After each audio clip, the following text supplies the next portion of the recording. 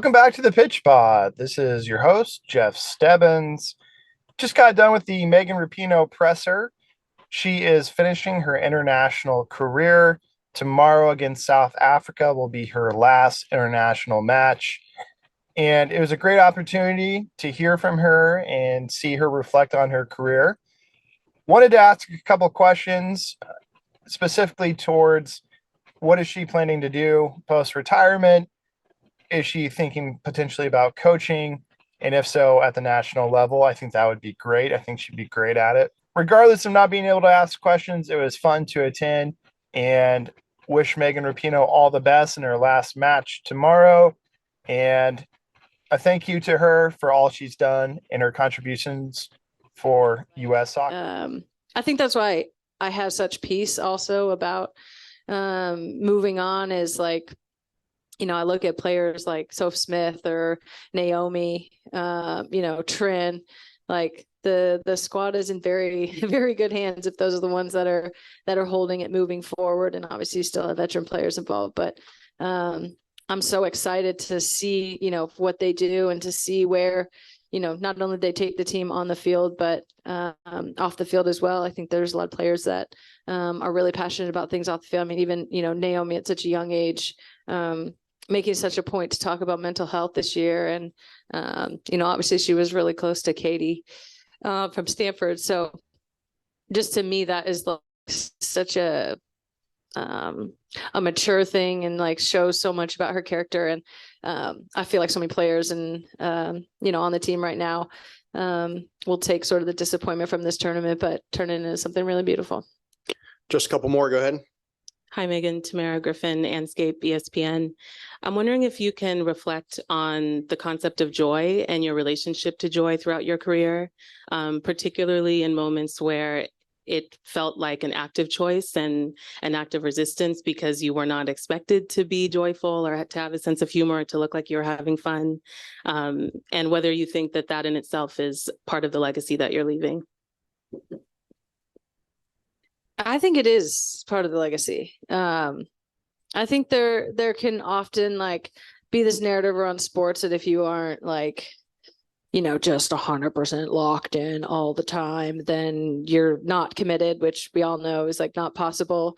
We all have a range of emotions. I think for me, I simultaneously take this as serious as I can while not taking it, that serious at all. It's at the end of the day, it is a game, and it is something that is a privilege to play, and something that, I was doing the same thing when I was 7 as I'm doing now. And so I think there is something that has to stay that way about it. And I think keeps you inspired and keeps you motivated.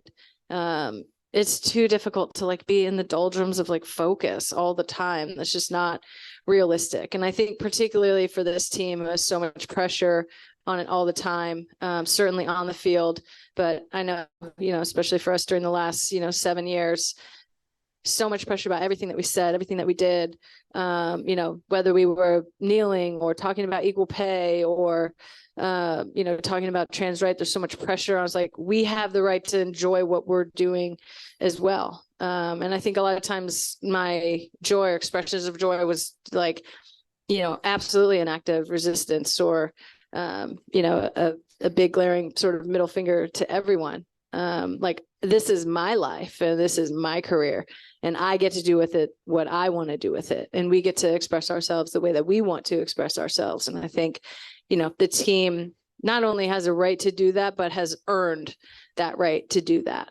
And I think it's something that has always been kind of a secret weapon for this team of showing up and being serious and being a certain way when we need to, but also kind of what I was saying before of just like, this is a game and we know we're lucky to play it, and we're going to get every single thing out of it that we can. We're going to celebrate in moments that, we feel like we deserve that celebration, whether we win or it's just a game or we've won the whole thing or, moved on to the next round of a tournament. Like, I think you can't go back and enjoy any of these moments. So you don't do it in the moment, it's just gone.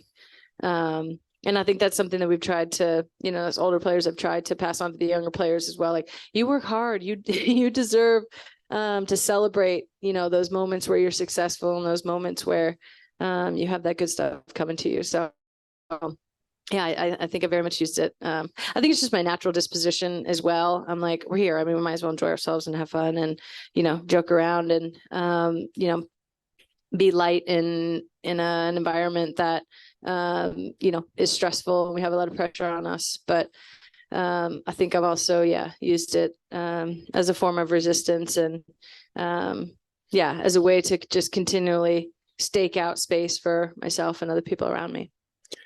Well, I think there's no better way to end this than on joy, as Megan has brought a lot of joy to a lot of people around the world. So I guess I will say, for those who have worked with you, watched you, covered you, it's been an honor. Thank you. And we're going to have a heck of a celebration tomorrow night. Thanks, everybody. Thank you, everyone, for tuning in. If you like what we bring you here at the Pitch Pod, please do us a favor, hit that like and that subscribe. Don't forget, we're available on Apple Podcasts as well as Spotify. Thank you, everyone, and keep pitching out there. In a game, the round ball, round posts, anything can happen.